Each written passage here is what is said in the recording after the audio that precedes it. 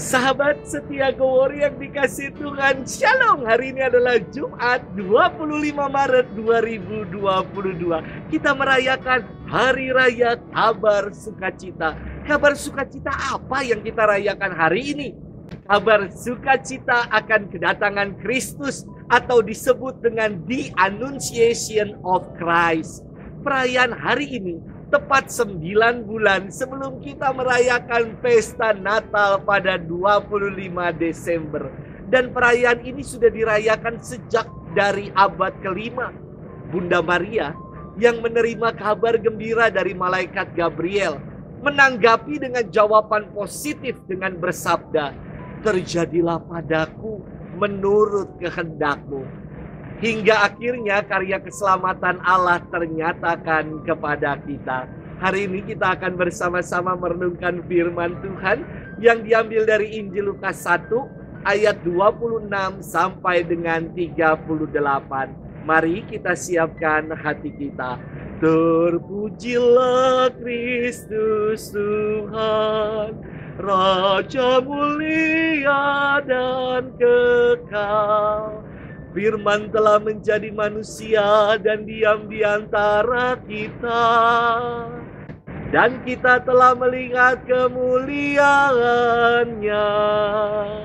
Terpujilah Kristus Tuhan, Raja mulia dan kekal. Tuhan bersamamu dan bersama rohmu. Inilah Injil suci menurut Santo Lukas, dimuliakanlah Tuhan.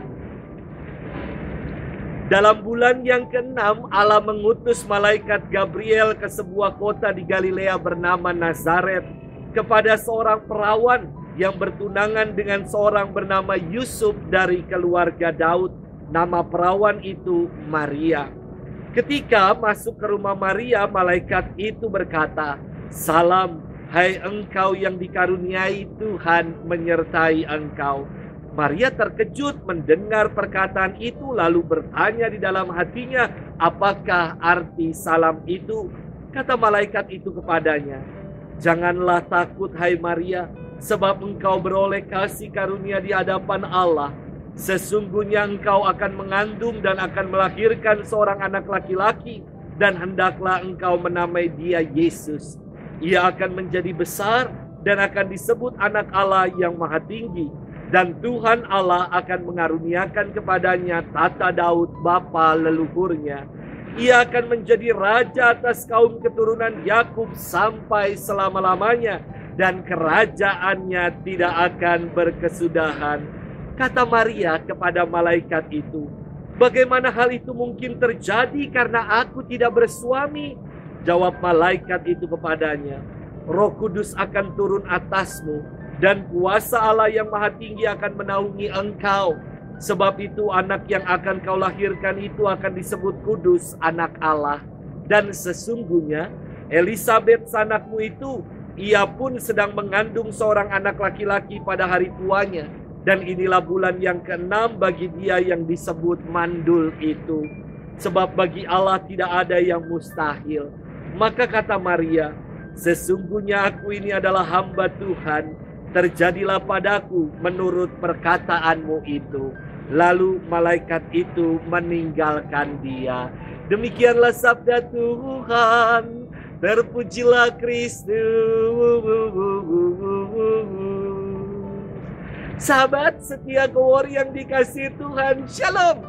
Ketika membawakan retret untuk anak-anak, saya suka sekali menyanyikan lagu ini.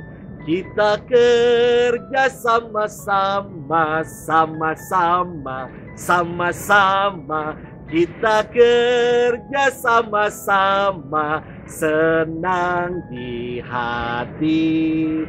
Kerjaku, kerjamu, semua bagi Tuhan.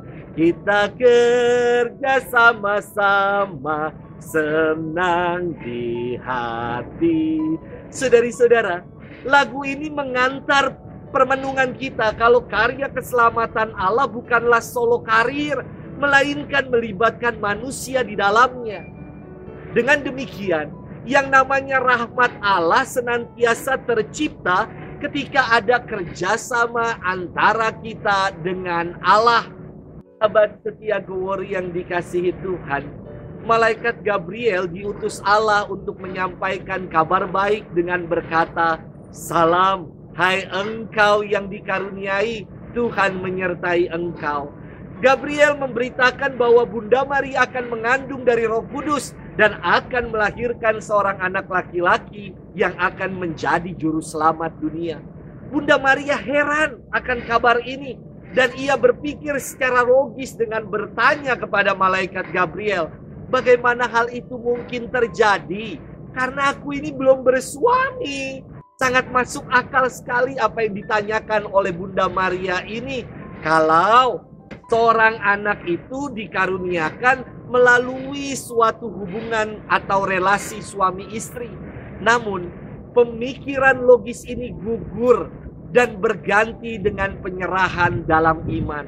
Bunda Maria selanjutnya mengatakan kepada malaikat Gabriel, "Aku ini hamba Tuhan, terjadilah padaku menurut perkataanmu itu." Bukan lagi sebuah pertanyaan atau pernyataan logis, namun sebuah pernyataan iman yang penuh penyerahan kepada kehendak Allah. Sahabat setia Gowori yang dikasihi Tuhan, keterbukaan hati untuk menjawab ya pada kehendak Allah merupakan wujud kerjasama kita dengan Allah. Rahmat itu artinya adalah panggilan dan undangan dari Allah untuk membahagiakan kita manusia. Kita diundang dan dipanggil untuk mengalami kebahagiaan. Dan untuk dapat mengalami kebahagiaan itu, maka kita harus memenuhi panggilan dan undangannya. Kita harus datang kepadanya. Sudahkah kita menanggapi panggilan dan undangan Tuhan itu dalam hidup ini? Selamat bermenung dan Tuhan memberkati kita selalu. Dalam nama Bapa dan Putra dan Roh Kudus. Amin.